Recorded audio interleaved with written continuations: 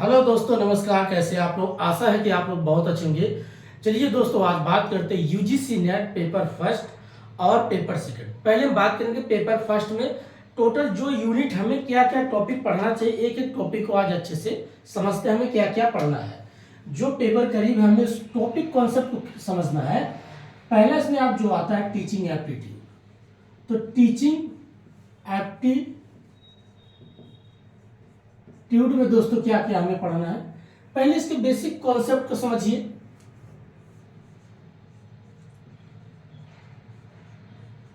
Concept को आप समझ जाइए। दूसरा, इसके मेथड को पढ़ लीजिए।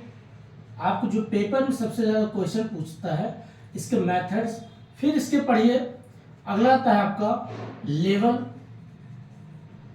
लेवल टीचिंग के। फिर इसके बाद पढ़िए इसमें कैरेक्टरिस्टिक्स। अब इसे कैरेक्टरिस्टिक बेसिक 4 भागों में बांट दो। एक होता है लर्नर सेंटर, एक होता है टीचर सेंटर कैरेक्टर, ये मेथड भी इसी प्रकार का होता है। एक आपका होता है एडोलसेंट,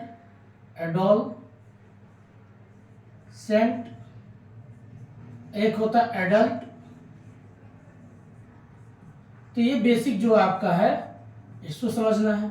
फिर इसी में एक आता है ब्लॉम टेस्टोनॉमी।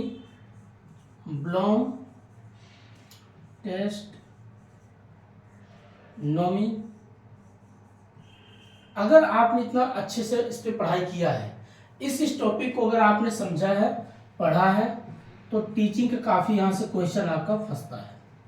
फिर उसके बाद पूछता है इसमें आपका टीचिंग का फेज क्या है। टीचिंग कितने भागों में इसका फेज मतलब बांटा गया है। जैसे जब आप मूल्यांकन करते हैं, इवैल्यूएशन करते हैं, तो दोस्तों यहाँ पर इसका 3 फेज तरीके से करते हैं। एक होता है बिफोर टीचिंग, एक होता है ड्यूरिंग टीचिंग, एक होता है आफ्टर टीचिंग। तो बेसिक जो आपका है इस तरीके का मूल्यांकन किया जाता है। और कभी काल पूछता है इसमें थोड़ा एडवांस लेवल में, कुछ आजकल जो चेंज हो रहा है, नए नए कॉन्सेप्ट भी आ सकते हैं, बट बेसिक कॉन्सेप्ट यहाँ से है। Principle of teaching. अब प्रिंसिपल ऑफ टीचिंग, इसके टीचिंग का सिद्धांत क्या है। Effective of teaching. अब इफेक्टिव प्रभावित कैसे होती है टीचिंग, तो उसके बाद होता है रीटीचिंग। कॉन्सेप्ट क्या है रीटीचिंग। अगर आपने इतना पढ़ा है तो समझिए आपके टीचिंग एप्टीट्यूड में काफी बेसिक चीजें कवर हो गया होगा, तो अच्छी बात है। फिर उसके बाद पढ़ने के बाद इनका लगाओ क्वेश्चन करो, क्वेश्चन लगाओ, मॉक टेस्ट लगाओ दोस्तों, मॉक टेस्ट प्रैक्टिस करो। बस अब आपके पास जो भी टाइम है, अब आपने बहुत पढ़ा, अब सबसे ज्यादा क्वेश्चन प्रैक्टिस करो। अब क्वेश्चन जब भी प्रैक्टिस करो तो क्या ये देखो क्या मेथड से क्वेश्चन है कि लेवल से क्वेश्चन है, या फेज से है, इवैल्यूएशन से है, या एडल्ट या एडोलसेंट क्या है, या आपका teacher centre, learner centre, dependence क्या है, इंडिपेंडेंस कौन सेंटर में है। अगर ये सारे पॉइंट आपका क्लियर है तो टीचिंग एप्टीट्यूड में कम से कम अगर आपको चाहे 5 क्वेश्चन चाहे 6 क्वेश्चन जो भी आता है आप इसको बना सकते हो। ठीक है, अगला बात करते हैं आपका रिसर्च एप्टीट्यूड। हमें रिसर्च एप्टीट्यूड में क्या क्या पढ़ना है इसके बारे में बात करते हैं।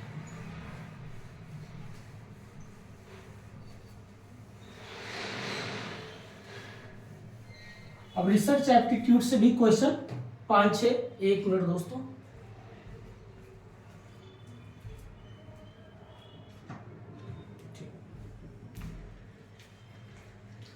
तो दोस्तों चलिए अब बात करते हैं, ये तो टीचिंग हमने किया। अब दूसरा टॉपिक रिसर्च। अब रिसर्च से क्वेश्चन क्या क्या पूछता है एक एक करके समझते हैं। पहले इसका बेसिक कॉन्सेप्ट से पूछ सकता है भाई, रिसर्च का बेसिक कॉन्सेप्ट क्या है इसको समझे। इसका दूसरा आता है मेथड्स। अब इसमें मेथड्स जो भी है 4 मेथड है, क्वांटिटेटिव है, क्वालिटेटिव क्या है, क्या क्या क्वालिटेटिव मात्रात्मक, गुणात्मक, हिस्टोरिकल, उसके बाद एक्सपेरिमेंटल। ये बेसिक इसके मेथड्स होते हैं। इसको अगर आपने पढ़ा होगा तो यहाँ से क्वेश्चन पूछता है। अगला है 8 आपका जो जिसको बोलते हैं एक प्रकार से स्टेप ऑफ रिसर्च। अब step of research means step by step, इसमें टोटल 8 पॉइंट को समझाया गया। पहले किसी चीज़ का प्रॉब्लम ढूंढो, उस प्रॉब्लम को फिर डिज़ाइन करो, डिज़ाइन करने के बाद उसका फिर डाटा कलेक्शन करो, डाटा कलेक्शन करो, फिर उसके बाद जब डाटा कलेक्शन होगा तो उसका बनाओ सैंपल या सैम्पलिंग करो, फिर उसके बाद उस सैंपल का फिर क्या करो, प्रपोजल बनाओ, प्रपोजल वगैरह या सिनॉप्सिस तैयार करो सॉरी। फिर उसके बाद फिर प्रपोजल के बाद आप क्या करो दोस्तों, डेवलपिंग डाटा कलेक्शन करो, डेवलपिंग डाटा। अब इस डाटा को फिर क्या करो, एनालिसिस करो, एनालिसिस करने के बाद लास्ट में आप कर दो इसको सबमिट।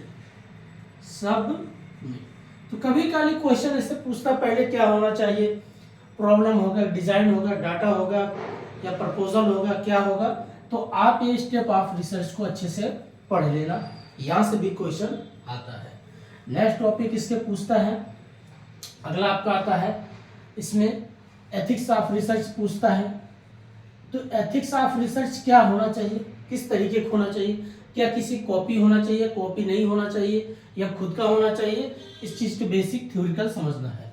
अगला इसमें पूछता है इसमें आपका टाइप्स ऑफ रिसर्च। अब टाइप्स ऑफ रिसर्च कितने भागों में, टोटल 30 है दोस्तों। फिर नेक्स्ट टॉपिक आपका आता है आपका कैरेक्टरिस्टिक्स ऑफ रिसर्च। यहां से क्वेश्चन आपका पूछते हैं, टोटल 12 है। जैसे कैरेक्टर मीन्स क्या, किसी चीज का ऑब्जेक्ट होना चाहिए, कंसिस्टेंसी होना चाहिए, एक्यूरेसी होना चाहिए, एफिशिएंसी होना चाहिए, ये सारी बातें इसमें कहा जाता है। टाइप्स में है डिपेंडेंस क्या है, इंडिपेंडेंस क्या, डिडक्टिव क्या, इंडक्टिव क्या है। उसके बाद फिर पूछता है इसमें क्वांटिटेटिव क्या है, क्वालिटेटिव क्या है, हिस्टोरिकल क्या है, बेसिक, और ये आपको पूछा जाता है टाइप्स में। अगर आपने इस टॉपिक को पूरा कवर किया है, क्या क्या, कॉन्सेप्ट, मेथड्स, स्टेप, एथिक्स, उसके बाद इसके टाइप्स और इसके कैरेक्टर्स, तो ये बेसिक आपका रिसर्च का बेसिक बात करता है। और इसमें 3 टॉपिक एडवांस पढ़ लेना, जिससे आपको हाइपोथेसिस क्या है, हाइपोथेसिस।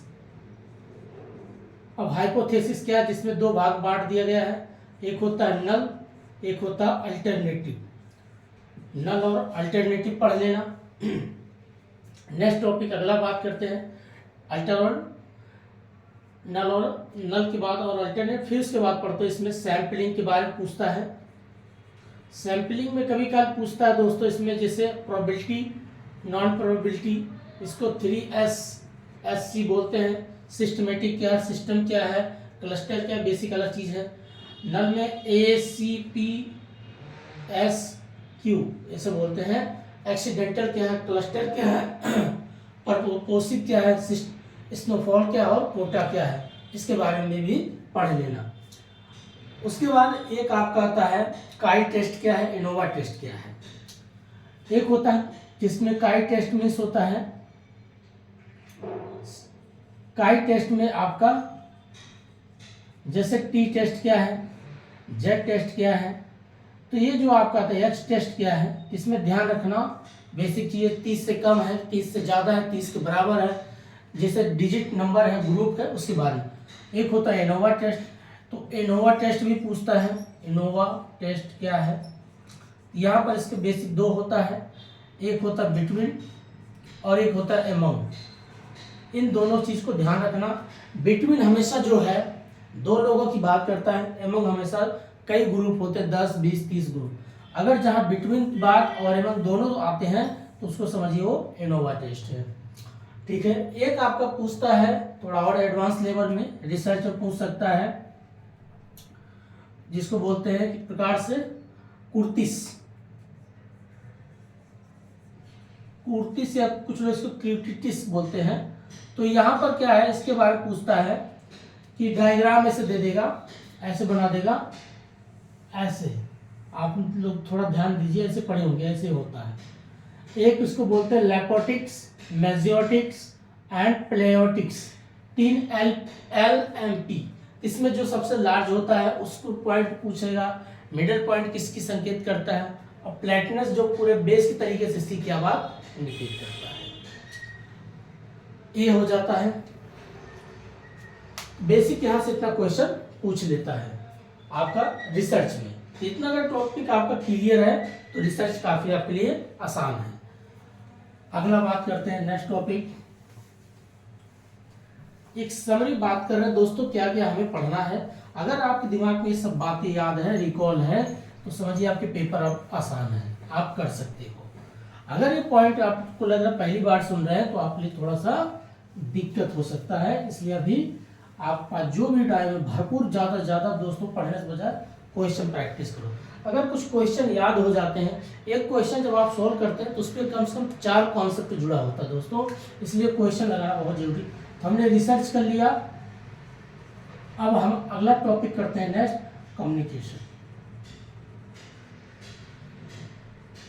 अब कम्युनिकेशन में क्या क्या हमें पढ़ना होता है, देखिए इसमें क्या क्या पूछता है। बेसिक इसके जैसे टाइप्स हो गया, अब टाइप्स में कई दे देगा, फॉर्मल क्या है, इनफॉर्मल क्या है, डायरेक्ट क्या है, इनडायरेक्ट क्या है। इनडायरेक्ट में यहाँ से क्वेश्चन पूछता है सिंक्रोनस असिंक्रोनस, यहाँ से क्वेश्चन पूछता है दोस्तों।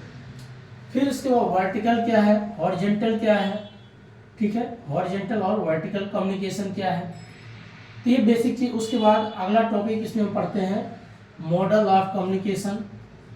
अब मॉडल ऑफ कम्युनिकेशन में बेसिक अगर देखा 3 है। एक होता है लीनियर, जिसको रेखांकीय बोलते हैं, लीनियर हो गया, ट्रांजेक्शनल हो गया, इंटरैक्टिव हो गया। ये आपका 3 बेसिक पूछता है, तो मॉडल ऑफ कम्युनिकेशन याद रखना। फिर पूछता है आपका इफेक्टिव ऑफ कम्युनिकेशन कब होता है, इफेक्टिव ऑफ कम्युनिकेशन कब माना जाता है दोस्तों, जब 2 पर्सन होंगे, एक व्यक्ति यहाँ होगा और एक व्यक्ति यहाँ पर होगा।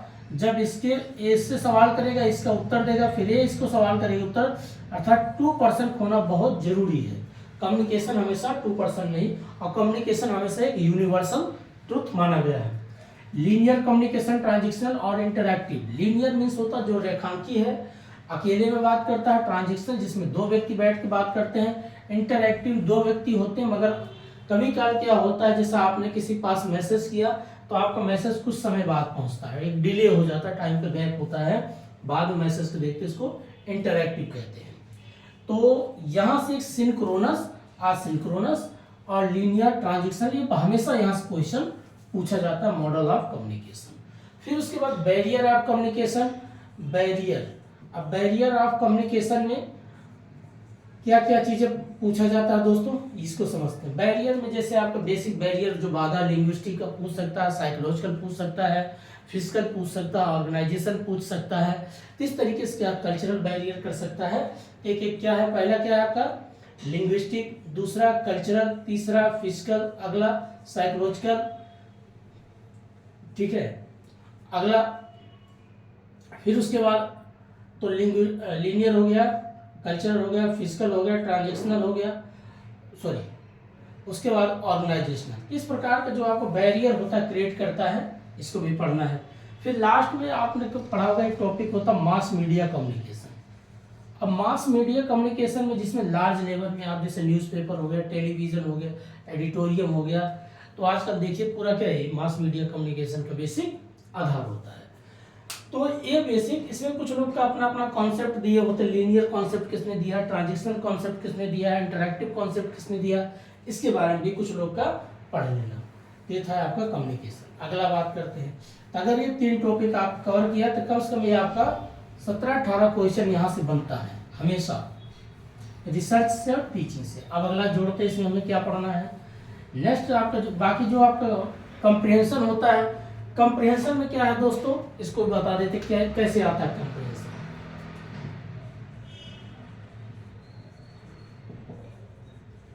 अब कंप्रीहेंशन में आपको क्या क्या पढ़ना है, पहले किसी भी चीज को रीड करो।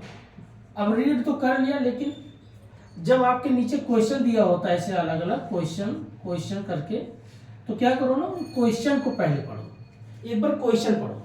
क्वेश्चन देखिए पूछ क्या रहा है, क्या वो इन्वायरमेंट से जुड़ा हुई बात है, या इकोनॉमिक्स से जुड़ी हुई बात पूछता है, या आपका पॉलिटिकल से है। किसी भी पॉइंट को आप समझिए। इन्वायरमेंट से होगा तो आपका माइंड समझ में आ जाएगा इन्वायरमेंट के बारे में क्या पूछ रहा है पैसेज। अब जो भी ये पैसेज ऐसे दिया रहता है, तो पहले क्या करो, क्वेश्चन को पढ़ो। इस क्वेश्चन के पढ़ने के बाद फिर यहाँ से इसको रीड करो, आपको देखिए आंसर तुरंत मिल जाता है। फिर दूसरा क्वेश्चन पढ़ो, फिर उसको रीड करो, तीसरा पढ़ो, फिर रीड करो। या तो पहले एक बार रीड कर लो, बहुत लोग का अलग अलग तरीका है दोस्तों। तो अगर आप क्वेश्चन पढ़ोगे तो इससे हमें ये पता चलता है, हमारा माइंड तुरंत एक्टिव हो जाता है, क्या ये इन्वायरमेंट से पैसेज है, या आपका पता इकोनॉमिक्स से है, या आपको पता चलेगा पॉलिटिकल सिस्टम से है, किस फील्ड से या सोशल से है। तो आपको क्या करेंगे, इसको जब क्वेश्चन पढ़ेंगे, क्वेश्चन के बाद जब आप रीड करोगे तो आपके लिए आसान हो जाता है पैसेज सोल्व करना, ठीक है। उसके बाद इससे आपका टाइम बचता है, सोचने की थिंकिंग भी बढ़ती है। जैसे मैं अगर कोई क्वेश्चन पूछ लिया, ऐसे ही बोल दिया कि भाई बताइए भारत में सबसे ज्यादा महंगाई क्या कारण है, तो आप तुरंत समझ जाओगे क्वेश्चन है। अब मैंने पैसेज दे दिया, Indian economics there are 3 types या there are 4 types, primary sector, secondary sector, tertiary sector. अब उसमें आपको जैसे इकोनॉमिक्स टर्म दिखा तो समझ जाइए इकोनॉमिक्स से ही क्वेश्चन पूछा, तो आपका माइंड तुरंत एक्टिव होगा कि इकोनॉमिक्स सेक्टर से, तब इकोनॉमिक्स की चीजों को सोच के आंसर निकालना है।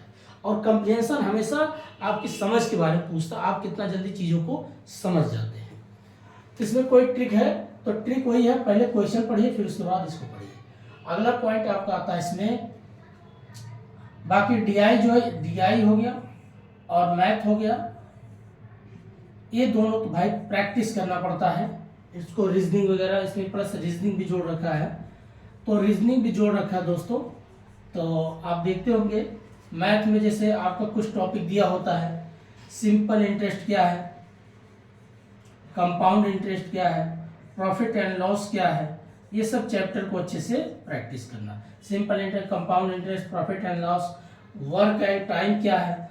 अब वर्क एंड टाइम, कार्य और समय, इसके बारे में पूछता है। यहाँ से क्वेश्चन आपका क्लॉकवाइज जो भी है, घड़ी के बारे में पूछता है, कैलेंडर के बारे में पूछता है, यहाँ से भी क्वेश्चन आता है। तो क्लॉक हो गया, कैलेंडर हो गया। अब अगला मैथ में और एक सीरीज करके आता है, जैसे नंबर सीरीज, उसको बोलते हैं नंबर सीरीज बोल देते हैं। तो नंबर सीरीज में दोस्तों क्या होता है, यहाँ से भी क्वेश्चन पूछता है। तो आपको वर्क एंड टाइम, जैसे एक व्यक्ति किसी काम को 10 दिन में करता है, ऐसे एग्जांपल ले लो। एक व्यक्ति किसी काम को 10 दिन में करता है, बीसी काम को 15 दिन में करता है। अगर दोनों एक साथ करें तो कितना दिन लगेगा, इन दोनों का एलसीएम लोगे तो कितना आएगा दोस्तों, आप इसका एलसीएम लो कितना हो जाएगा, 30 रख लो, चलो ठीक है। अब 10 तियां 30 करो, 15 दूनी 30 कर लो। अब इसको जोड़ो कैसे, 30 अपान 3 2 5, 5 से डिवाइड करो, 5 कितना हो गया,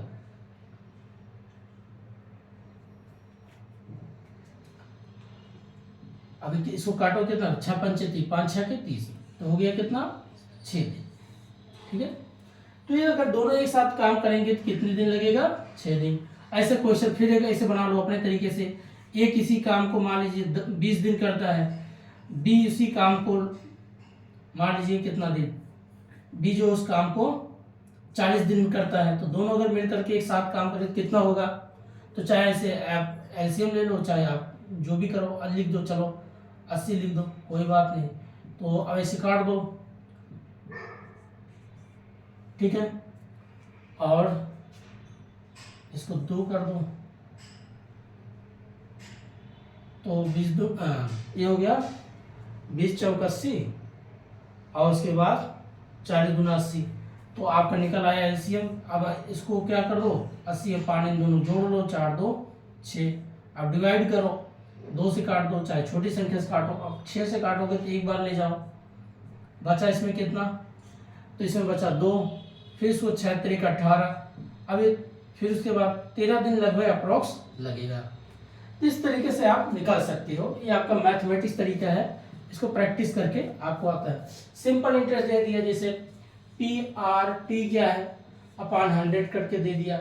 अब ये सिंपल इंटरेस्ट पूछ रहा है कि जो आपका डायरेक्ट खाली ब्याज है, मान लीजिए आपका मूलधन 100 रुपया है, पी आपका 100 रुपया है, आर दे दिया आपका 5%, ठीक है, टाइम दे दिया 2 वर्ष।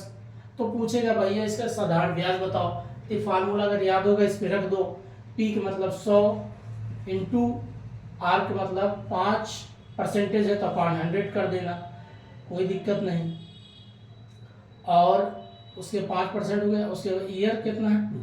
अब ऐसे काट दो, 100 से 100 कट गए, 5 दूनी 10, कितना हो गया 10%। तो सिंपल इंटरेस्ट कितना दे रहा है 2 साल में 10%, तो 10% उसको ब्याज लग रहा है। तो ये बेसिक पूछता है सिंपल इंटरेस्ट कितना लग रहा है। एक होता है कंपाउंड इंटरेस्ट, उसका फार्मूला रखो, ए बराबर पी को 1 प्लस आर अपॉन 100, उसके बाद यहाँ एन लगा दो या टी लगा दो बस। अब पी जो आपका जैसे मान लीजिए यही है, पी आपका 100 रुपया है, यहाँ पे लगा दो दोस्तों। मैथ क्या है, आप प्रैक्टिस करोगे तो सारी चीजें आसान हो जाता है। अब जैसे फार्मूला याद होना, ए बराबर पी, उसके बाद 1 प्लस आर अपॉन 100, यहाँ टी लगाते, कहीं कहीं लोग एन लगाते हैं, तो यहाँ मैं एन लगाता हूँ, या एन इज टाइम। अब इसका देखो, या जो भी लगा सकते हो, तो ये होता है, इसका वैल्यू समझो, ये क्या है, ये क्या, एक चीज को आपको समझना बहुत जरूरी। बट मान लीजिए चलिए आपका प्रिंसिपल वैल्यू 100 रुपया दिया है, रेट आपका 5% दिया है, टाइम आपका जो है टी फॉर टाइम या एन फॉर टाइम आपका 2 वर्ष दिया है। अब इसी को बोला कंपाउंड इंटरेस्ट निकालो। कंपाउंड मतलब चक्रवृद्धि ब्याज, आप इसमें ब्याज पे ब्याज देना पड़ जाता है, आप सब ब्याज के ऊपर भी आप ब्याज दे रहे हो, तो इसको बोलते पी आप कितना 100 रुपया, यहाँ पर फिर लगो 1 प्लस आर कितना दिया है 5%, उसके बाद 100 कर दो, टाइम 2 वर्ष, ऐसे फार्मूला रख दो। अब लिखो 100, अब इसको 100 के 100 प्लस 1 जाएगा 105 अपॉन 100 स्क्वायर 2 करो, फिर लिखो 100, फिर इंटू, अब स्क्वायर तोड़ो इसको 5 105, फिर अपॉन 100 करो। बाकी से आप काट लेना दोस्तों, काफी टाइम अभी नहीं है, बाकी इतना ही सब बताते हैं। अब इसको आप काटोगे, चलो इसको काट दिया, बाकी से डिवाइड करके आपका जो निकलेगा वो कंपाउंड इंटरेस्ट आ जाएगा। ये फार्मूला बेस पे सिंपल इंटरेस्ट कंपाउंड इंटरेस्ट निकालो। फिर अगला आपका आता है टाइम एंड वर्क, हमने तो बात कर लिया। एक इसमें पूछता है आपका सीरीज के बता देते हैं थोड़ा सा। सीरीज में क्या होता है, जैसे मान लीजिए 2 लिखा, ऐसे दे देगा 2 है 4 है, उसके बाद एक गैप कर दिया, उसके बाद 8 लिख दिया दोस्तों, अब उसके बाद यहाँ 10 लिख दिया। तो पूछेगा एक सिंपल तरीके से यहाँ कौन से डिजिट गैप है, तो ध्यान से देखिए, आपका असेंडिंग आपने पढ़ा होगा प्रीवियस में से, जो आपका ऐसे करिए, जो फर्स्ट डिजिट है और सेकंड डिजिट, इन दोनों में गैप देखो कितना है, तो इन दोनों में गैप 2 है, इसमें देखो गैप कितना दिख रहा है 2 है।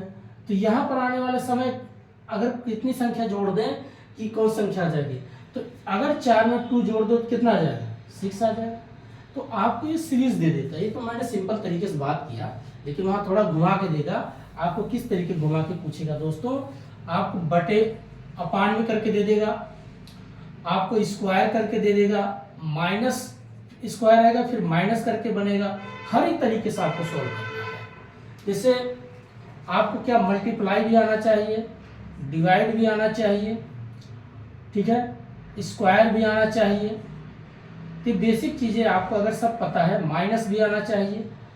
क्या होता है, जैसे कभी काल दे देते हैं, अभी मान असेंडिंग है, बढ़ते क्रम है, कभी काल डिसेंडिंग दे देगा, ऐसे दे देगा 10 8 या गैप कर दिया, फिर लिख दिया 4 फिर 2। अब पूछेगा कौन सा डिजिट आएगा। एक प्रकार से देखिए घटते क्रम में है, तो आप घटाते जाइए। अब कैसे 10 में से 2 घटाया कितना 8 आया, 8 में से 2 घटाओ कितना आ जाएगा 6 आएगा।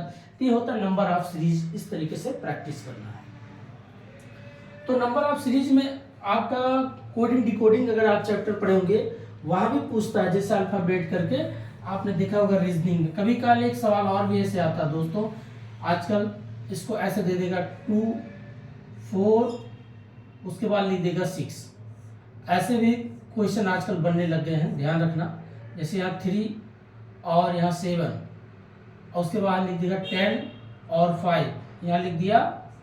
अब बताइए यहाँ कौन सा डिजिट आएगा। एक प्रकार से ये भी मैथ का ही बेसिक रीजनिंग का आधार है, क्वेश्चन पूछ सकता है ऐसे भी क्वेश्चन। तो आप क्या करो, इसमें देखिए प्लस भी समझो, माइनस भी समझो, डिवाइड भी समझो, मल्टीप्लाई भी समझो, सारा चीज अगर आपको पता है तो आप पहले क्या लगाओगे।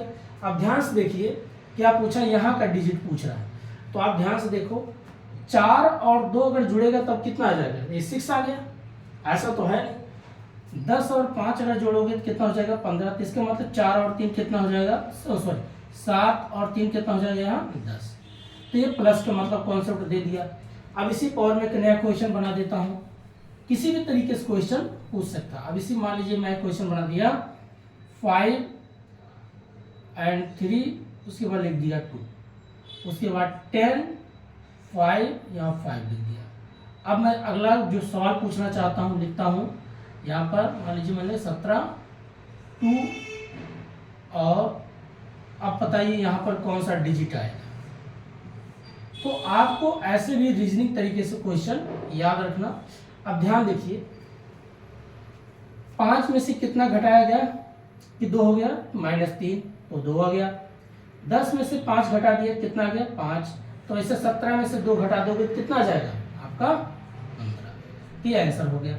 तो प्लस तरीके से भी देखो, माइनस तरीके से देखो। अब एक होता है डिवाइड वाला, ये भी कॉन्सेप्ट बता देते हैं।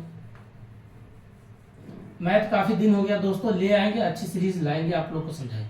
अब मैथ का देखिए और अगला है यहाँ पर, चलिए अब डिवाइड पे समझते हैं। अब मान लीजिए डिवाइड पे है 10 डिवाइडेड बाई 2 आएगा 5, चलिए ठीक है।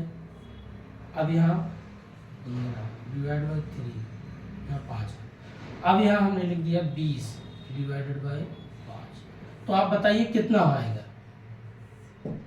तो आप ध्यान से देखिए, इसको इससे डिवाइड किया तो 2 5 10, 2 5 10, 5 आ गया, 3 5 15, 5 आ गया।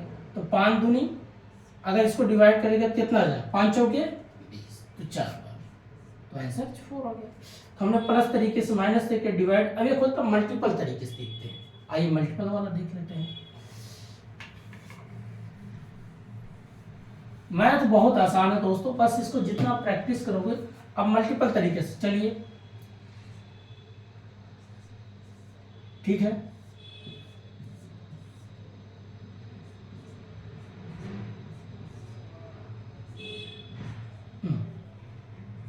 अब बताइए कितना आएगा। अब ध्यान से देखिए, ऐसे क्वेश्चन पूछता है, आपको लगेगा अब यही सोचोगे कैसे 9 आ गया, कैसे 16 आ गया, कैसे यहाँ कौन सा आएगा।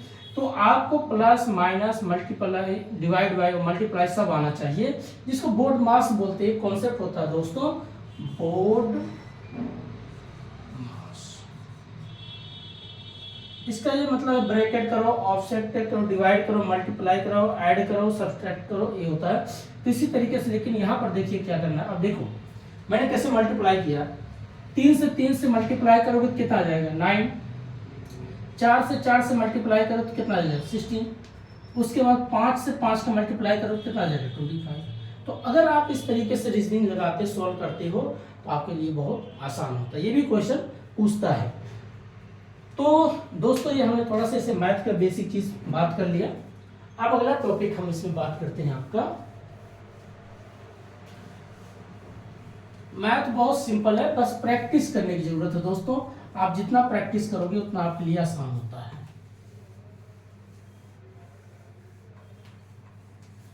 एक इसमें टॉपिक कभी काल भी बाद में बताते हैं। तो ये हमारा टीचिंग हो गया, रिसर्च हो गया, मैथमेटिक्स हो गया, और हमने ये दोस्तों कंप्रेंशन प्लस हमने डीआई और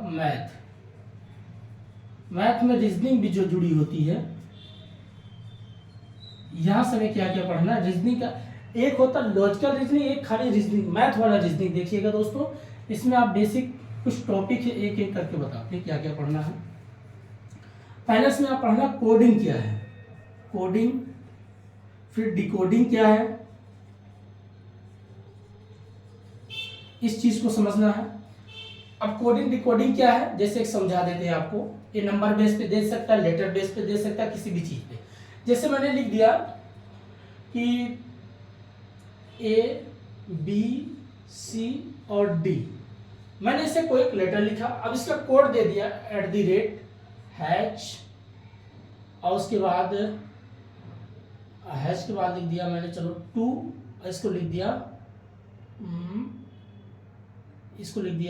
मान लीजिए कि एक प्रकार से, हाँ ठीक, स्टार। अब मैंने एक कोड बनाया। अब यहाँ पर कोई दे दी गया, पूछ लेगा बताइए C और D का कोड क्या होगा, एक सिंपल तरीके से। तो C और D का कोड क्या है दोस्तों, 2 और स्टार। तो लिखोगे C का 2 और D का स्टार। तो ये होता है कोडिंग डिकोडिंग करना। मैंने कोड दिया और इसका आपने डिकोड करके निकाल लिया। तो कोडिंग डिकोडिंग ये होता है। कभी कभार और भी बनाता है, यहाँ नंबर देगा 2 3 4 5 लिख देगा। अब इसका कोड दे देगा A@ या स्टार, ऐसे करके दे देगा। अब पूछ लेगा बताइए 3 और 5 का कोड क्या है। तो 3 के नीचे @ है, 5 के नीचे स्टार है। तो ये बेसिक चीजें क्वेश्चन पूछता है। ये होता है कोडिंग और डिकोडिंग। एक होता अल्फा, जो ये तो चलो नंबर बेस्ड अल्फा, हम दोनों तरीके से बात करें, नंबर भी बता दिया, आपका लेटर भी बता दिया। तो ये बेसिक बनता है कोडिंग डिकोडिंग। अगला क्वेश्चन इसमें जो आपका रीजनिंग पूछता है, ब्लड रिलेशन। अब ब्लड रिलेशन में क्या होता है दोस्तों, अब ब्लड रिलेशन में बेसिक चीजें हमें समझना है, रक्त संबंध। आइए यहाँ पर इसको समझ लेते हैं एक एक करके। जो क्वेश्चन पूछता है कि किसी भी रिश्ते को समझने के लिए पहले चीज ऐसे एक लाइन खींचो। अपना एक रिश्ता जो होता है, आप जिस एज में हो, मान लीजिए ये आप हो, प्लस करो, यहाँ पर आपकी छोटी बहन है, उसके लिए माइनस करो। इससे पता चलेगा मेल और फीमेल। तो इससे क्या होगा, आप जो एज में हो, एक ही जनरेशन में हो, तो अपना रखो। आपसे ऊपर जो जनरेशन होगा वो आपके क्या आएंगे, वो आपके पिताजी आएंगे, फादर जी आएंगे, अर्थात पिताजी आएंगे। तो पिताजी के लिए आप प्लस करो, माता जी के लिए माइनस कर दो। ठीक है, ये आप हो, ये आपकी बहन है, बहन, ठीक है, या सिस्टर जो भी है। फिर उसके पिताजी के ऊपर कौन आएंगे, आपके दादाजी। तो इनके लिए प्लस करो, दादी जी के लिए माइनस। इस तरीके से क्या होता है, कभी के जैसे आपको जनरेशन कोई निकालना है, पूछेंगे आपके पिताजी के पिताजी क्या लगते हैं। जैसे आपके पिताजी के पिताजी क्या लगते हैं, तो इसका मतलब ये ऊपर जा रहा है। इससे आप ये निकाल सकते हो कि मेरे दादाजी लगेंगे। अगर पूछा जाए आपके बेटे के, अब मान लीजिए आपके बेटे के, आपका बेटा हो गया, ठीक है। अब बेटा आपका क्या लगेगा, तो आप नीचे आ रहे हो, तो एक जनरेशन आपका बेटा हो गया, और बेटे का बेटा आप क्या हो जाएगा, पोता हो जाएगा। ऐसे ही आपको बेसिक कॉन्सेप्ट को समझना है। ऊपर का जब पूछता है पिताजी, तो आप तुरंत रखो कि अच्छा एक जनरेशन गया, फिर 2 जनरेशन गए। नीचे पूछता है 1 जनरेशन की 2 जनरेशन 3। तो इससे ज्यादा आज के दौर में कोई नहीं जानता, दादा तक ही लोग जाते हैं और पोते तक भी आते हैं। यहाँ से अगर देखो ये आपके पोते, ये आप उनके पोते हो, और यहाँ से जब आप नीचे जाते हैं तो ये कोई आपका पोता होता है। यही आपकी, जैसे मान लीजिए बहन है, तो बहन की बेटी क्या लगेगी, दोहती लगेगी, पोती लगेगी, नतनी लगेगी, इस तरीके दे देगा। माता जी की माता क्या लगेंगी, तो इसकी ये नानी लगेगी, है कि नहीं है। पिताजी के पिताजी दादा लग गए, तो माता जी की माता क्या लगेंगी, इसकी नानी लगेंगी। अब यहीं पर पूछा गया कि बेटी की बेटी क्या लगेगी, तो पोती लगेगी या दोती लगेगी। तो इस तरीके से क्वेश्चन पूछता है। ये आप बेसिक कॉन्सेप्ट को समझिएगा। कभी कभी इसमें एक पिक्चर करके दे देगा, ऐसे पिक्चर कोई बना देगा, यहाँ कोई एक व्यक्ति है और यहाँ पर कोई एक व्यक्ति है। अब इसने इसकी तरफ इशारा करते हुए कहेगा, राम ने श्याम से कहा, मान लीजिए यहाँ कोई एक राम है, राम ने किससे कहा, श्याम से। राम ने श्याम से कहा, राम ने श्याम से क्या कहा कि ये जो तस्वीर है, ऐसे क्वेश्चन करके आता है कि ये जो तस्वीर है मेरे दादा की बेटी है।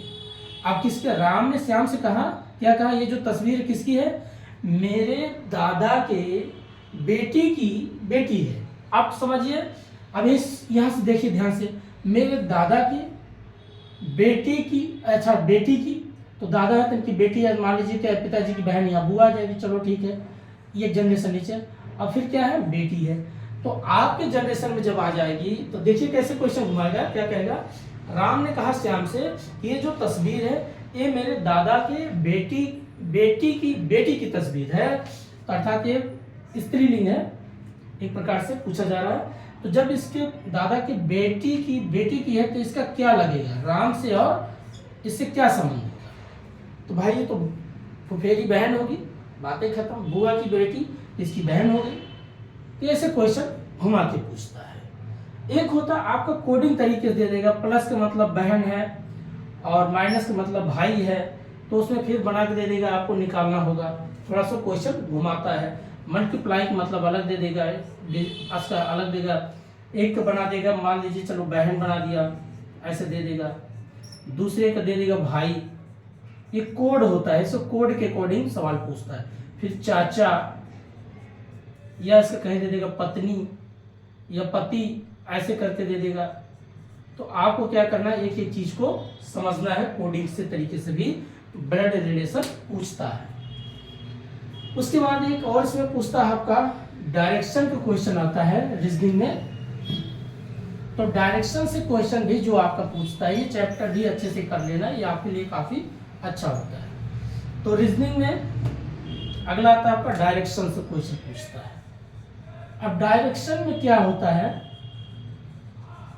डायरेक्शन से क्वेश्चन जैसे पूछेगा, क्वेश्चन दे देगा कि ए नाम का कोई व्यक्ति है, ऐसे पहले आप दिशा बनाओ, ऐसे कैसे, ईस्ट वेस्ट नॉर्थ साउथ। आप बेसिक चीज पहले इसको समझिएगा। अब मान लीजिए ए नाम का कोई व्यक्ति है, क्वेश्चन दे देगा राम एक व्यक्ति है जो ए पॉइंट से पूरब की तरफ चलता है 5 किलोमीटर। तो चलिए पूरब की तरफ गया, तो डायरेक्शन देखिए किधर का है, तो ये पूरब की तरफ जा रहा है, ठीक है।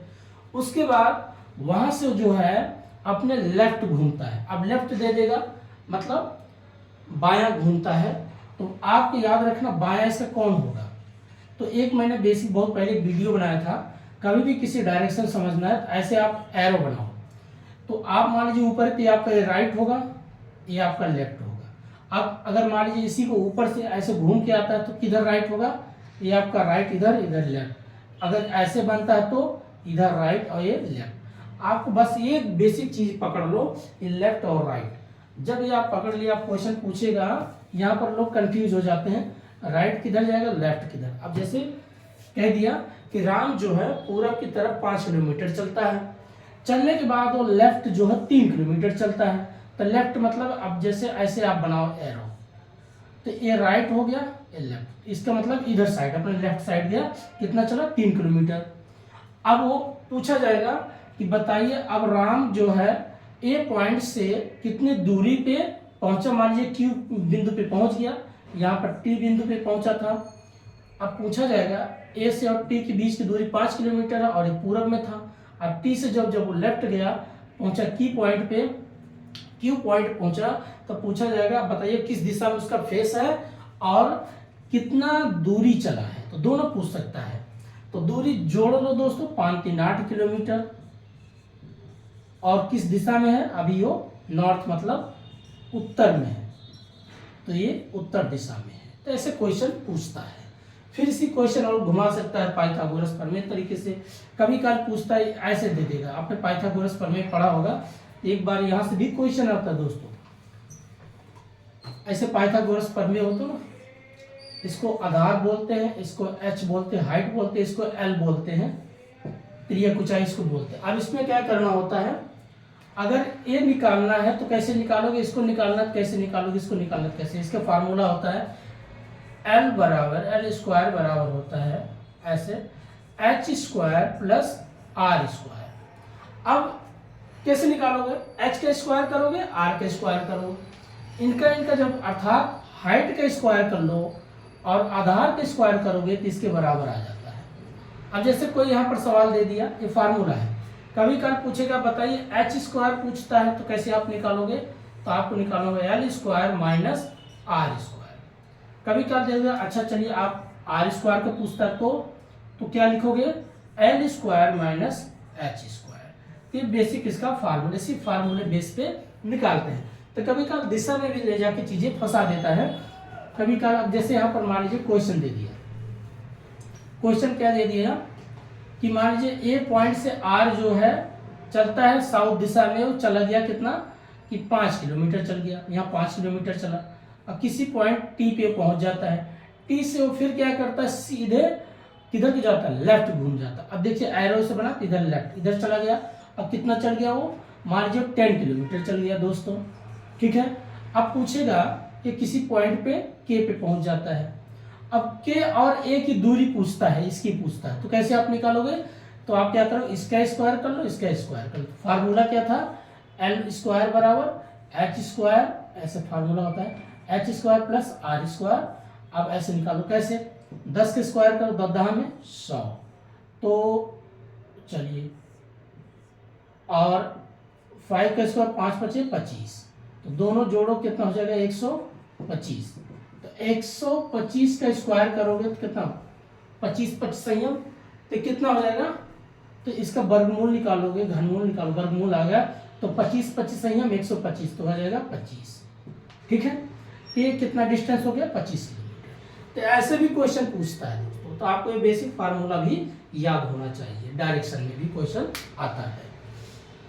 अगला इसमें हम बात करते हैं, एक आपका डायरेक्शन हो गया, एक होता है सिलोइज्म, वो भी बात कर लेते हैं। कोई टॉपिक नहीं छोड़ेंगे दोस्तों, आपके साथ पूरा इंसाफ करेंगे, भरोसा रखिए।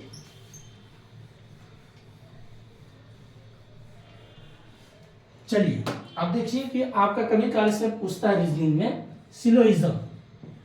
अब सिलोइज्म क्या है, सिलोइज्म, इसको सिलोइज्म बोलते हैं। अब इसमें क्या होता है, बेसिक 3 चीज को पढ़ना है, इसका बेसिक।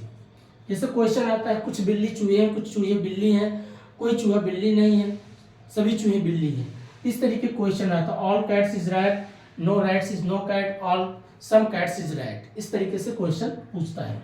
तो अब यहाँ पर आपको पहला कॉन्सेप्ट समझना क्या है, एक होता है सम, सम का कॉन्सेप्ट समझो, एक होता ऑल, ऑल का कॉन्सेप्ट समझो, एक होता नो। अब इसमें एक बता दे, सम मीन्स होता है कुछ, जैसे सम रैट इज कैट, तो सम का डायरेक्शन ऐसे बनता है, कुछ पोर्शन काटता है। अगला होता जैसे ऑल मतलब सभी, तो ऑल रैट्स इज कैट, तो इसको कैट बना, इसके ऊपर कर दो। दूसरा देखो no rat is no cat, तो एक इधर रैट लिख दो और यहां पर एक अलग कर दो कैट का, बस अलग अलग। ये बेसिक चीजें पूछता है, अगर एक कॉन्सेप्ट तरीके से क्वेश्चन पूछ सकता है। फिर उसका कंक्लूजन निकालो, निष्कर्ष निकालो, अलग अलग तरीका होता है।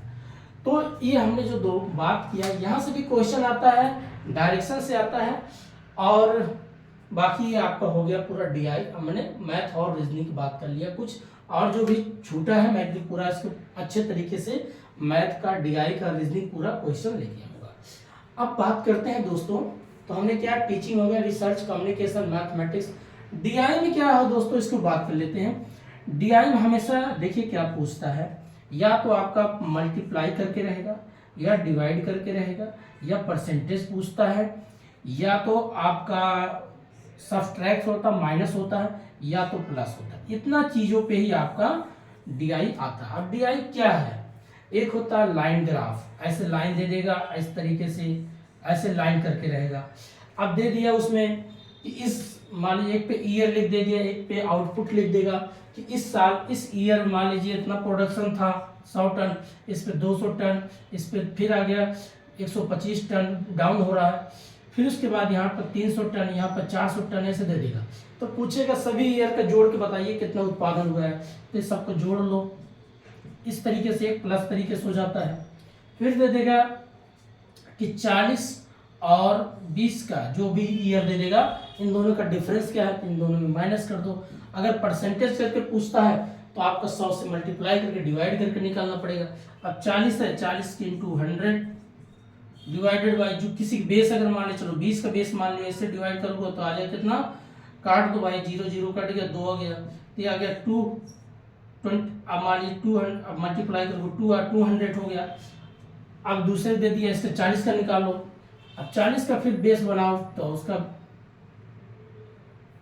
तो यहाँ पर 20 इंटू 100 डिवाइडेड बाई 40। अब ऐसे करके देखो, एक से एक जीरो काट दो, फिर 2 दूना 4 करो, 2 आ गया, तो 20% आ गया। तो ऐसे क्या होता है आपका, कभी 200 माइनस 20 करो, कभी 20 से माइनस 80 करो, कभी पॉइंट में आएगा, कभी माइनस में आएगा। आपको परसेंटेज करके ये लाइन ग्राफ करके पूछता है, प्लस में पूछ सकता है, सब्ट्रैक्ट पूछ सकता है, डिवाइड करके पूछ सकता है, मल्टीप्लाई करके पूछ सकता है। अब मल्टीप्लाई क्या कि बोल देगा 40 और 20 का टोटल कितना उत्पादन होगा, इन दोनों को मल्टीप्लाई कर लो। तो एक लाइन ग्राफ बनता है। एक होता है आपका ऐसे, इसको दंड ग्राफ बोलते हैं, ऐसे दे देगा अलग अलग कि अब बताइए इस साल इतना प्रोडक्शन था, जैसे दे दिया। बहुत सिंपल होता है, इसको आप डायग्राम, बस इसमें क्या आपको मैथमेटिक्स जितना तरीके समझना बहुत आसान होना चाहिए। भाई किसी का दिया, चलो मान इसको 1000 दे दिया प्रोडक्शन, इसका दे दिया 900 प्रोडक्शन, इसका दे दिया 500 प्रोडक्शन, तो इससे पूछेगा तीनों का टोटल कितना प्रोडक्शन किया गया। या कभी कल पूछा जाए तीनों का जो है औसत निकालिए, या पूछ लेगा जो ये प्रोडक्शन कम वाला है और ज़्यादा वाला, इन दोनों में कितना सबसे ज़्यादा है, इन दोनों को माइनस करके निकाल लो। ये पूरा आपको क्या होता है, प्रैक्टिस करना पड़ता है दोस्तों। ये डीआई का है। आप 2-4 डीआई रोज प्रैक्टिस करोगे तो आपको सब समझ में आ जाता है। कोई ज़्यादा 1-2 डीआई जहाँ आप लगाओगे तो दिमाग में बैठ जाता है। बस कुछ इसमें होता है कि ज़्यादा लंबा डिजिट आ जाता है तो थोड़ा काटने में उसको दिक्कत होता है, मल्टीप्लाई करो फिर डिवाइड करो, तो ये थोड़ा सा दिक्कतें करता है। ठीक है, अगला बात करते हैं इसमें, जिसमें अब अगला टॉपिक है, पेपर 1 में ही है। जैसा आपका आता है the people and development environment. कितने हो गए दोस्तों, 1 2 3 4 5 6। अब 7th नंबर जो आपका आता है, जैसे the people development and environment. अब ये देखिए दोस्तों इसमें क्या क्या पूछता है।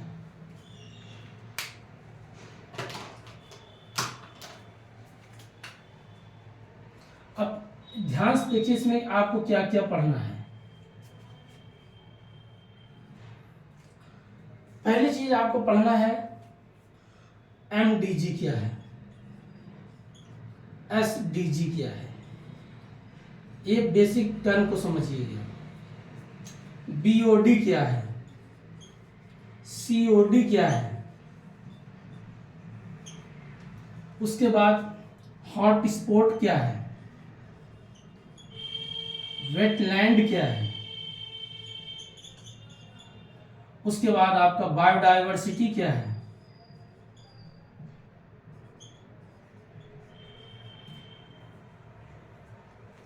ये कॉन्सेप्ट को अगर आपने अच्छे से पढ़ा है तो ये आपका एनवायरनमेंट का। फिर आगे क्योटो प्रोटोकॉल क्या है, क्योटो प्रोटोकॉल कब लाया गया, 1997 जो भी है, कहाँ लाया गया, जापान में। इस चीज को समझना है। G20 क्या है, अब G20 क्या है, G28 क्या है, G27 क्या है, कहाँ कहाँ किस देश में सम्मेलन किया गया, तो यहाँ से चीजें पूछता है, बेसिक चीजें आपका। फिर इसमें आपका पूछता है, अब कुछ इसमें जो व्यक्ति से जुड़ा है पोल्यूशन से। अब पोल्यूशन जो भी है,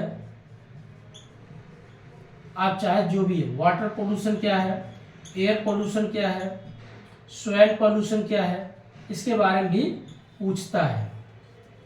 कुछ डिजीज पूछ सकता है, जैसे पंजाब में चावल की खेती सबसे ज्यादा उत्पादन किया जाता है, क्या वहाँ का वाटर रिसोर्स सबसे ज़्यादा उपयोग किया गया, कि डिजास्टर ऑफ वाटर का प्रॉब्लम सबसे ज़्यादा क्रिएट हो रहा।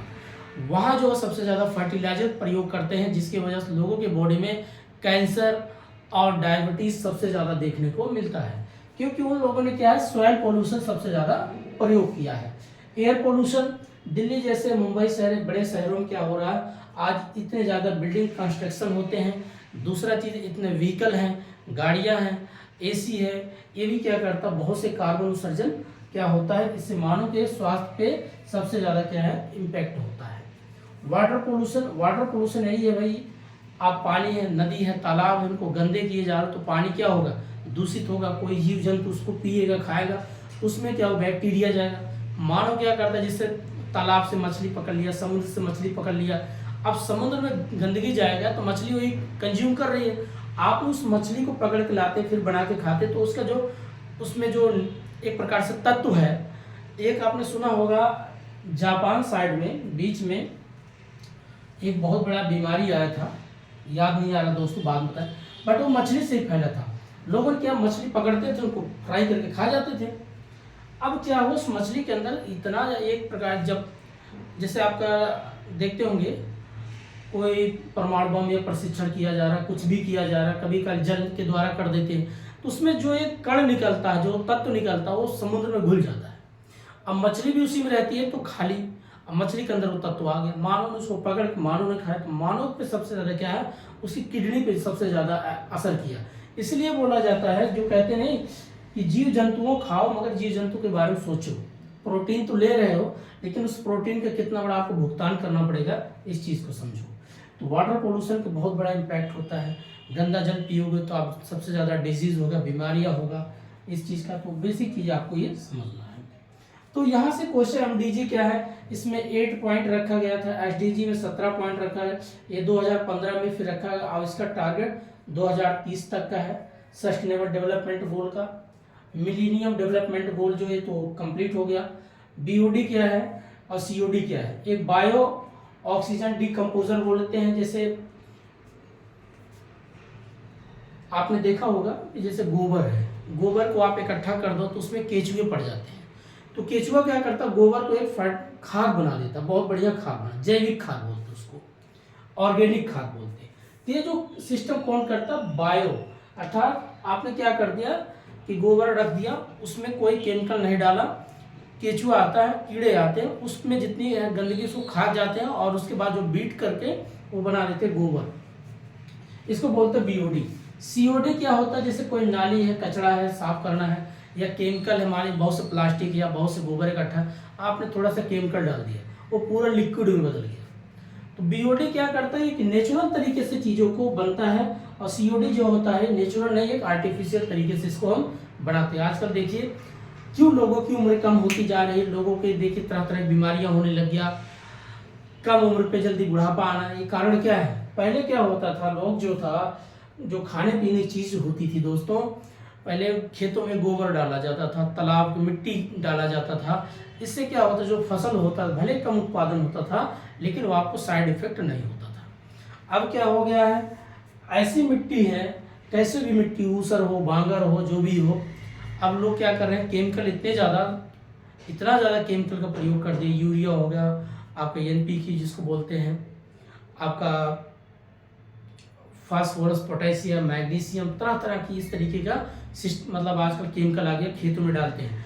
अब वो जल्दी तो उत्पादन तो होता है मगर वो जो मानव खाता है उसके भी स्वास्थ्य पे असर करता है। इसीलिए आप देखते हैं हर दिन कोई पेट से बीमार है, कोई डायबिटीज से बीमार चल रहा, शुगर से हो जा रहा, तो छोटे छोटे बच्चों को हो रहा है। इसके पीछे कारण क्या है, सीओडी है। हम हर चीज़ में केमिकल डाल रहे हैं, तो इसको हमें समझना भी जरूरी है, अपने जीवन में भी इम्प्लीमेंट करना चाहिए। ये बाकी बहुत बड़ा टॉपिक होता है।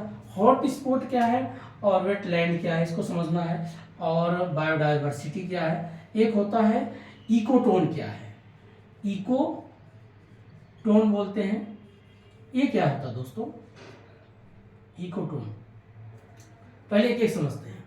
बायोडाइवर्सिटी मीन्स क्या होता है, जहाँ पर सबसे ज़्यादा जीव जंतु देखने को मिलता हो, हर एक स्पीसीज, जैसे बाघ है, शेर है, हाथी है, खरगोश है, हर एक प्रकार के जीव जंतु जहाँ सबसे ज़्यादा देखने को मिलेगा उस एरिया को बोला जाता है बायोडाइवर्सिटी। लेकिन वो एरिया सबसे ज़्यादा बायोडाइवर्सिटी कहाँ होगा, जहाँ सबसे ज़्यादा नमी होगा, पानी की व्यवस्था होगा, जिसको बोलते हैं वेटलैंड। तो वेटलैंड का अगर देखा सम्मेलन कहाँ, रामसर सम्मेलन किया गया था, ईरान में एक जगह है, वहाँ पर किया गया था। तो वेटलैंड मीन्स होता है जहाँ पर नमी होगा, वहीं पर सबसे ज़्यादा बायोडाइवर्सिटी होगा, और जब बायोडाइवर्सिटी सबसे ज़्यादा होगा तो एक उसको हॉट स्पॉट एक रेंज दे दिया जाएगा, जैसे आपका हिमालय के रेंज हो गया, वेस्टर्न घाट हो गया, ईस्टर्न घाट हो गया, इस तरीके का एक जोन बना दिया। इकोटोन क्या होता है, इकोटोन में जो जैसे दिल्ली है, तो दिल्ली शहर में देखते होंगे इकोटोन सबसे ज़्यादा, एमपी के लोग मिलेंगे, यूपी के लोग मिलेंगे, आपके बिहार के लोग मिलेंगे, हर एक स्टेट को अगर देखने को मिलेगा एक प्रकार से बोला जाता है, इकोटोन भी बोलो चाहे बायोडाइवर्सिटी बोलो, यहाँ पर हर एक व्यक्ति देखने और हर एक खाना यहाँ देखने को, बिहारी खाना भी देखने को मिलेगा दिल्ली में, पंजाबी खाना देखने को मिलेगा, यूपी का भी दाल रोटी देखने को मिलेगा, राजस्थान का आपका दाल बाटी चूरमा देखने को मिलेगा, साउथ का आपको यहाँ पर सांभर डोसा इडली सब देखने को मिलेगा। एक प्रकार से क्या है, इकोटोन की बात करें तो बी प्रैक्टिकल सारी चीजें हमने बात किया। अब अगली बात करते हैं आईसीटी का। आईसीटी में क्या क्या आता है क्वेश्चन, एक एक समझते हैं दोस्तों। आईसीटी में बेसिक अगर देखा जाए तो आपको क्या क्या पढ़ना होता है। अब आपके पास जो भी टाइम है बस कॉन्सेप्ट को जो मैंने बोल रहा, अगर आपने सुना है कभी भी दिमाग में है तो आप जरूर क्वेश्चन सॉल्व कर सकते हैं। 8 पॉइंट आपका आ जाता है दोस्तों आईसीटी। आईसीटी में क्या क्या आपको पढ़ना होता है, कंप्यूटर बारे क्या क्या पढ़ते हैं। पहले इसका जनरेशन क्या है। अब इसका जो जनरेशन है इसको समझिए। जनरेशन इसका देखिए कितने भागों में बांटा गया है, 5। पहला जो फर्स्ट जनरेशन को समझो, सेकंड जनरेशन, फिर थर्ड जनरेशन, फिर फोर्थ जनरेशन। अब एक एक करके समझते हैं।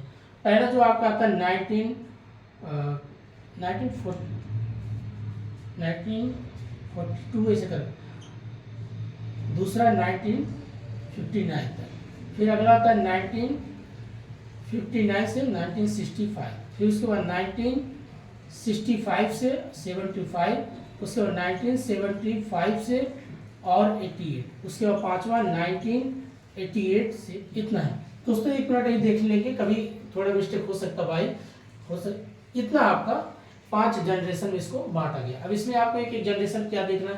पहले में क्या था, वैक्यूम ट्यूब लगा था, दूसरे में ट्रांजिस्टर लगा, तीसरे में आईसी लगा, और उसके बाद वीएलएसआई कर दिया गया, वेरी लार्ज, उसके बाद आईसी, उसके बाद यूएलआईसी कर दिया। ये आपका अलग अलग बांटा गया, किसमें क्या ट्रांजेक्शन लगा था, क्या चीज का आविष्कार। फिर आप पढ़ते हैं इनपुट डिवाइस क्या है, इनपुट डिवाइस क्या है, आउटपुट डिवाइस क्या है। ये बेसिक चीज को समझना है, इनपुट क्या है और आउटपुट क्या है। जैसे आप कंप्यूटर में कोई चीज डाटा एंटर करते हैं तो कीबोर्ड के माध्यम से, माउस के माध्यम से, ये आपका इनपुट डिवाइस होता है। आउटपुट जिस पे आप प्रिंटर देते हैं, जैसे प्रिंटर हो गया, स्पीकर हो गया, मॉनिटर हो गया, ये आपका आउटपुट पूछता है। फिर इसमें पूछता है इंटरनेट के बारे में पूछता है, इंटरनेट। अब इंटरनेट में जैसे कई चीज है, लैन क्या है, मैन क्या है, पैन क्या है, वैन क्या है। ये बेसिक चीजें कभी काल इसका बेसिक फुल फॉर्म पूछता है। लैन मीन्स होता है लोकल एरिया नेटवर्क क्या है, मेट्रोपोलियन एरिया नेटवर्क क्या है, उसके बाद पर्सन एरिया नेटवर्क क्या है, उसके बाद वाइड एरिया नेटवर्क क्या है। ये इंटरनेट का बेसिक आधार होता है। अब इसे पूछता है कौन सा लोकल में लगेगा, कौन स्टेट में चलता है, कौन इंटरनेशनल चलता है, तो नाम में ही छुपा है। वाइड जो मतलब है पूरे विश्व का, पूरी दुनिया को जोड़ रखा है। लैन होता है लोकल की बात करता है, जैसे डिस्ट्रिक्ट। मैन क्या होता है, स्टेट टू स्टेट हो जाता है। पैन होता है पर्सनल अपने लिए खुद का बना रखे हैं, और वाइड पूरी दुनिया को जोड़ रखा है, तो इंटरनेट। फिर उसके बाद अगला इसमें हम पढ़ते कंप्यूटर में रोम और रैम में डिफरेंस क्या है, ये भी क्वेश्चन आता है। यहां से भी क्वेश्चन पूछता है, दिखाई नहीं दे रहा होगा दोस्तों, मैं यहाँ लिख देता हूँ। रोम और रैम में क्या डिफरेंस है।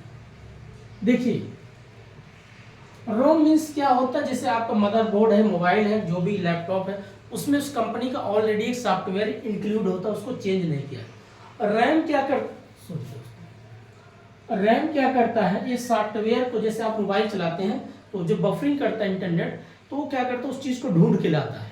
जैसे कभी कल आप मूवीज देखते होंगे, चलते चलते चलते बीच में कभी बिजली चली गई, मोबाइल स्विच ऑफ रुक जाता है, तो फिर से मोबाइल क्या होता है, शुरू करना पड़ता है।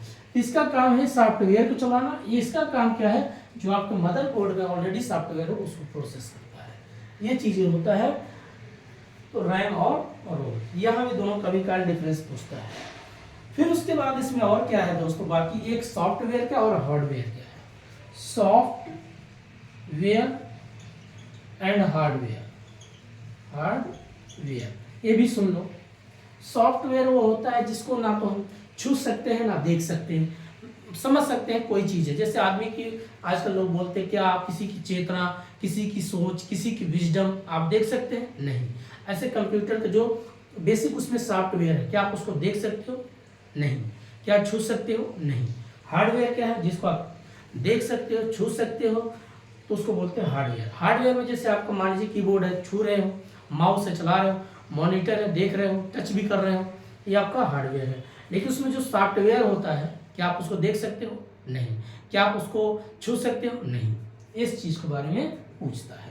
जैसे कभी कॉल दे दिया विंडोज एक्सपी क्या है, विंडोज 19 क्या है, विंडोज 2000 क्या है, ये आपका सॉफ्टवेयर चीज़ें होता है। हार्डवेयर में दे देगा माइक दे दिया, स्पीकर दे दिया, मदरबोर्ड दे दिया, कैमरा दे दिया, पूरे हार्डवेयर है। अब अगला हम इसमें बात करते हैं दोस्तों, कंप्यूटर में और क्या पूछता है। बेसिक चीज़ इतना तो हो गया। अब बात करते हैं इसमें बाइनरी का आता है दोस्तों। यस, याद आ गया, बाइनरी से क्वेश्चन आता है, मैं इसको बता देता हूं।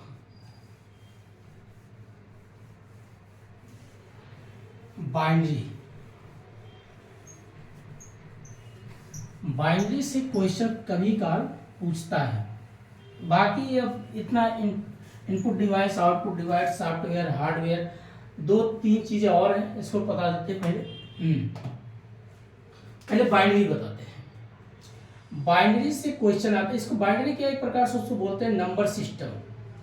नंबर सिस्टम, यहां से क्वेश्चन आता है। बेसिक 4 चीजें याद रखना, पढ़ा नहीं बस ये दोस्तों, एक एक चीज बता रहे क्या क्या टॉपिक आते हैं आपके पूरे पेपर में आता है।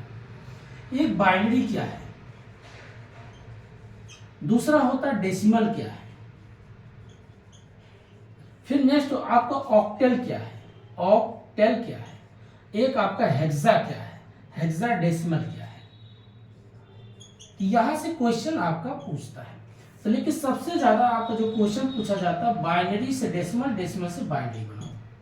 और इसमें आपका बाइनरी, डेसिमल, ऑक्टल, हेक्सा, ये क्या होता है। बाइनरी हमेशा 2 से दर्शाया जाता है, डेसिमल में 10 होता है, ऑक्टल में 8 पॉइंट रखा गया है, और हेक्सा में इसमें आपका 18 कहेंगे 16 पॉइंट, इसमें हेक्सा में 16 पॉइंट होता है। ठीक, तो इस तरीके से आपका बनता है हेक्सा।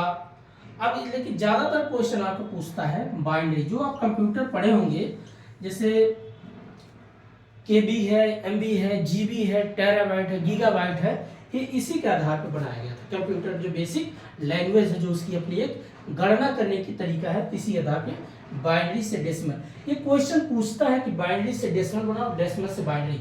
अब इसको समझते क्या, पहले बाइनरी और डेसिमल, इसको अच्छे से आपको बता देते हैं।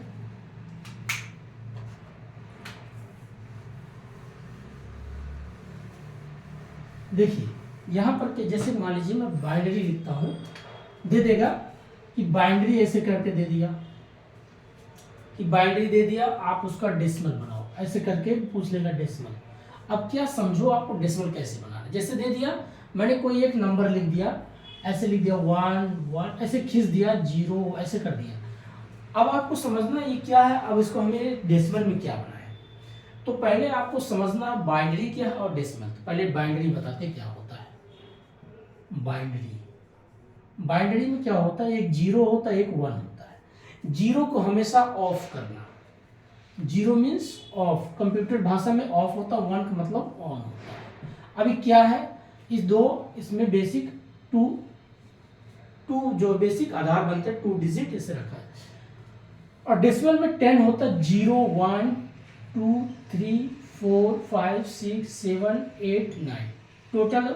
अगर 0 को लेकर के मिलाओ तो बन जाता है आपका 10। ये होता है आपका डेसिमल। अब इसमें कैसे क्वेश्चन पूछता है।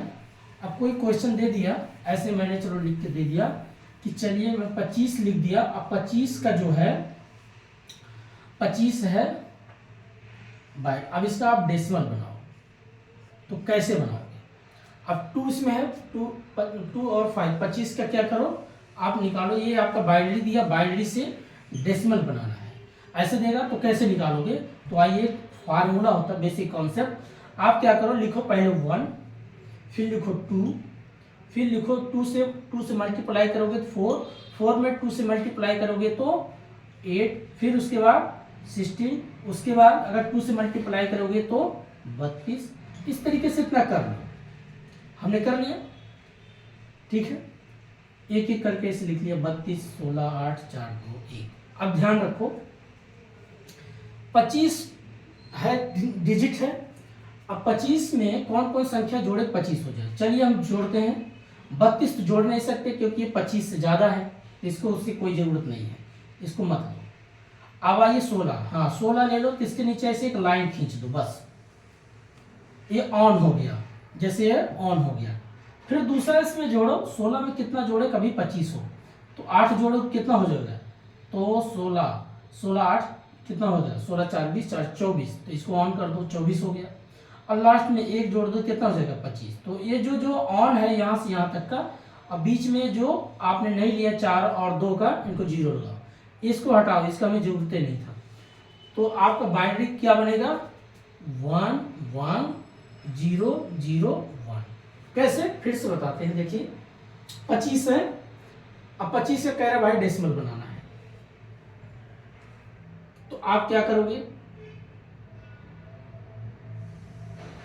आप तुरंत यहां से आप क्या करोगे, एक बाइनरी से डेसिमल में ले जा रहे हैं, एक बाइनरी से हमने डेसिमल बनाया, तो कैसे उल्टा नहीं हो गया क्या दोस्तों, कॉन्सेप्ट में उल्टा नहीं कर दे, एक मिनट, सही है, बाइनरी डेसिमल टू बाइनरी। तो इस तरीके से मतलब दोस्तों इसको सॉल्व किया जाता है। चलिए एक और ऐसे दे देगा आपको, जैसे मैंने लिख दिया 24, तो 24 लिख दिया, चलिए ये डेसिमल ऐसे है, हाँ ये 2 लिख दिया, यहाँ पर हमने इसको बनाना बाइनरी। अब 24 को बनाना है तो कैसे आप लिखोगे, यहाँ से ऐसे फिर उठाओ, ऐसे एक ट्रिक है। अब 24 है तो इसको कैसे आप बनाओगे, तो 16 16 4 20 4 24, यही दोनों हो गया, बस बाकी 0 0 कर दो, तो आपका हो गया 1 1 0 0 0, बस बन गया डेसिमल। तो कभी कल ये दे देगा आपको, इसको अभी मान लीजिए ये दिया है, कभी कल क्या कर देता है, ऐसे लिख देगा 1 1 1 0, ये होता बाइनरी, अब बनाना है डेसिमल, हाँ सही। तो अब मान लीजिए दिया है आपको बनाना है डेसिमल, ये सॉरी दोस्तों, ये होता आपका बाइनरी, और ये हो गया आपका डेसिमल। थोड़ा काफ़ी चीज़ें दिमाग में चल रहा है पेपर 2 को लेकर के, माइंड थोड़ा सा। तो अब देखिए क्या है, अब इसको कह रहा है डेसिमल बनाना है, तो आप क्या करो, कौन कौन सा ऑन है, तो शुरुआत में देखो 0 किस पे लगा है, तो 0 जो 1 पे, इसको मतलब ऐड नहीं किया, 1 ए ऐड है, 2 के नीचे लाइन खींचो, ठीक है, इसके नीचे भी लाइन खींचो, इसके नीचे, अब बाकी 1 2 3 4, अर्थात 8 4 2, तो बाकी जो 0 उसको ऐड मत करो, जहां तक गया वही उतना ऐड कर लो, 4 और 8, 8 4 12, 12 और 2 कितना हो गया 14, तो टोटल कितना बन गया 14, बस। इस तरीके से भी क्वेश्चन आपका पूछता है, इसमें आपको बेसिक इतना छोटा सा कॉन्सेप्ट है, यही था। इसको भी मैं सीरीज कराऊंगा, बढ़िया से समझाऊंगे, तो बस एक समरी तरीके से बात करने लग गया दोस्तों। आपके कंप्यूटर में और भी एक टॉपिक आता है, अगला बात करते हैं कंप्यूटर में, जिसमें मॉडेम क्या है, राउटर क्या है, वीडियो कॉन्फ्रेंस क्या, ऑडियो कॉन्फ्रेंस। देखिए मॉडेम क्या होता है, एक बड़ा सा लगा होता है, बेसिक आधार होता है जहाँ सारे इंटरनेट फैलाए जाते हैं। घर में राउटर आप लगाते हैं, उस राउटर से अपना मोबाइल ऐड करते हो, लैपटॉप ऐड करते हो। एक होता है स्विच, स्विच इसका जो मेन जगह होता है, जैसे मान लीजिए कि आपको एक डिस्ट्रिक्ट में ऐसा मेन जगह होगा, जैसे बिजली का जैसे बना होता है, तो बिजली का बेसिक एक स्विच ऐसे बना होता है कि आपने ऑन कर दिया तो सब जगह बिजली पहुंच गई, ऑफ कर दिया तो बिजली सब जगह। ऐसे नेट का होता है, जैसे मान लीजिए किसी राज्य या डिस्ट्रिक्ट में कोई दंगा फसाद हो गया, तो इंटरनेट बंद करने के लिए क्या करेंगे, उस जगह का इंटरनेट बंद कर देंगे, उसको स्विच बोलते हैं। तो मान लीजिए उन्होंने क्या कर दिया, अभी ऑन है तो उसको कर दिया ऑफ, बस खत्म, किसी की मोबाइल कनेक्ट नहीं होगा, इंटरनेट बंद, चलेगा ही नहीं इंटरनेट, तो इंटरनेट कनेक्शन कट गया, तो उसको बोलते हैं स्विच। ऑन का मतलब जो ऑन कर दिए सब लोग अपने देखते होंगे कभी कल कहीं पर कोई जाति धर्म को लेकर जब दंगा होता देश में तो आप सोचते होंगे यहाँ के इंटरनेट बंद कर दिया गया। क्यों बंद करे भाई? अफवाहें ज़्यादा फैलाए जाते हैं, एक दूसरे में और दंगा फसाद होगा इसीलिए। तो उसको बोलते हैं स्विच। एक होता है मॉडम जो मेन जगह लगा होता है, यही मॉडम का पार्ट होता है, मॉडम से ही जुड़ा होता है स्विच। और उसी मॉडम से निकाल के अलग अलग ब्रांच अलग अलग तार होती है, अलग अलग तार निकाल करके फिर घर घर कनेक्शन जो लगता है उसको राउटर बोलते हैं। और राउटर में से फिर आप क्या करते हैं, मोबाइल है लैपटॉप जोड़ के चलाते हैं। तो हमने दोस्तों सारा टॉपिक बात कर लिया, आईसीटी की बात कर लिया, 9 नंबर हो गया। अब बचा इसमें क्या आपका हायर एजुकेशन। हायर एजुकेशन में क्या क्या होता है? हायर एजुकेशन में अगर देखा जाए तो आपको क्या क्या पढ़ना है बेसिक इसमें। एक होता है आपका एंशियंट हिस्ट्री, अगर आप लोग पढ़े होंगे, जिसमें एंशियंट हिस्ट्री एजुकेशन में क्या है, 2 भागों में इसको बांटिए। एक होता है वैदिक एज एजुकेशन जिसको आप पढ़ोगे, प्री वैदिक और लेटर वैदिक। एक होता आपका इंस्टीट्यूशनल संस्थागत जिसमें बुद्धिज्म आता है। ये चीजें हुआ आप पढ़ते हैं। बुद्धिज्म में जितने आप देखते होंगे, नालंदा है, नालंदा विश्वविद्यालय हो गया, तक्षशिला विश्वविद्यालय हो, जगदाला हो गया, विक्रमशिला हो गया, ये सारे जितना पढ़ते हैं बुद्धिज्म, ये इंस्टीट्यूट संस्थागत। वैदिक में क्या आप पढ़ते होंगे, गुरुकुल पढ़ते होंगे, प्री ऋग्वेदिक पीरियड और लेटर वैदिक पीरियड। तो प्री में क्या आप इसमें पढ़ते होंगे, ऋग्वेद, यजुर्वेद, सामवेद, अथर्ववेद। लेटर में क्या पढ़ते हैं, यहाँ वर्ण व्यवस्था पढ़ते हैं, ब्राह्मण, क्षत्रिय, वैश्य। ये पूरा आपका होता है कि एंशिएंट बेसिक कॉन्सेप्ट पढ़ते हैं। दूसरा इसमें आप पढ़ते हैं एक प्री एजुकेशन और एक post education policy. Pre means क्या था, जब अंग्रेज लोग आए थे भारत 16वीं सदी में, 1606 के लगभग बीच में अंग्रेज आ गए थे और ये 1947 के बाद ही देश को छोड़ के जाते। तो आप 16वीं से लेकर के यहाँ तक के अर्थात ज़्यादातर देखेंगे 1813 में ही चार्टर्ड एक्ट आता है। यहाँ पर 1 लाख रुपया खर्च किया जाता है जो इस शिक्षा के लिए। यहाँ से लेकर के आप पढ़ेंगे 1947 तक अंग्रेजों ने क्या क्या नया नया पॉलिसी लाया, कौन कौन से कॉन्सेप्ट बनाए, कितने डीम कॉलेज, कितने प्राइवेट कॉलेज, कितने गवर्नमेंट कॉलेज, कितने ओरिएंटल कॉलेज, कितने न्यू ओरिएंटल कॉलेज, इसके बारे में पूछता है प्री एजुकेशन। एक होता पोस्ट। 1947 के बाद आप पढ़ोगे राधा कृष्ण कमेटी कब लाया गया, कोठारी कमीशन कब लाया गया। ये जो बेसिक आपका है पोस्ट एजुकेशन, ये 2 हो गया। फिर उसके बाद इसमें और बचे क्या, oriental education, new oriental education क्या है। ओरिएंटल जो ओल्ड एजुकेशन कॉन्सेप्ट था, जैसे टीचर और स्टूडेंट भी जैसे फेस टू फेस क्लास चलता था। न्यू ओरिएंटल एजुकेशन क्या हो गया, जैसे आजकल इंटरनेट हो गया, ओपन लर्निंग हो गया, एडमिशन कराओ, दिल्ली मुंबई दुबई घूम के आओ, फिर पेपर दो, सर्टिफिकेट लो, बेरोजगारी में लाइन लगा के खड़े हो जाओ। तो इस प्रकार से आपका जो होता है न्यू ओरिएंटल एजुकेशन कॉन्सेप्ट। फिर उसके बाद नेक्स्ट आप पढ़ते हैं इसमें value of education and environment. तो एजुकेशन और एनवायरनमेंट का दोनों का वैल्यू क्या है, समाज में, देश में, पूरे विश्व में इसकी क्या महत्व है। फिर इसमें एक टॉपिक पढ़ते हैं प्रोफेशनल क्या है, स्किल्ड क्या है और टेक्निकल एजुकेशन, इसके बारे में भी जानकारी रखना है। लास्ट आपका टॉपिक इसमें आपका आता है दोस्तों आपका एडमिनिस्ट्रेटिव क्या है, पॉलिसी क्या है, गवर्नेंस क्या है, जो गवर्नमेंट पूरा पॉलिसी से जुड़ा होता है कि भाई संविधान संशोधन किस आर्टिकल के अकॉर्डिंग किया जाता है, एजुकेशन कौन से आर्टिकल के अंतर्गत जोड़ा गया है, भारत के संविधान में कितने पार्ट हैं, ये पूरा थोड़ा सा पॉलिटी सब्जेक्ट भी जुड़ा होता है। तो ये दोस्तों आज मैंने पूरे एक समरी तरीके से बात किया पेपर 1 में। आप लोग अब रोज एक सीरीज मिलता रहेगा ऐसे, लेकिन ये जो हमने बात की अगर आप लोग सुने, कुछ भी ऐसे कान लगा के सिर्फ सुने होंगे तो समझ जाइए कि आपके लिए अगर ये टॉपिक आपने पढ़ा होगा या सुना होगा तो आप पे प्रैक्टिस करेंगे तो आपके लिए बहुत अच्छा होगा। अब कहीं से कहीं भी कोई वीडियो मिले, किसी भी क्लास की मिले, जो आपका बढ़िया सिलेबस के अकॉर्डिंग जो बात करता हो वही वीडियो देखिएगा दोस्तों। कुछ लोग क्या बिना सिलेबस की बातें कर देते हैं तो ठीक नहीं है। पता चला आपका सिलेबस में है नहीं, आप उसको पढ़ रहे हैं, तो इससे आपका टाइम वेस्ट होगा। इस वक्त जितना समय है क्वेश्चन प्रैक्टिस करिए। तो आज इतना ही, तब तक के लिए नमस्कार, जय हिंद।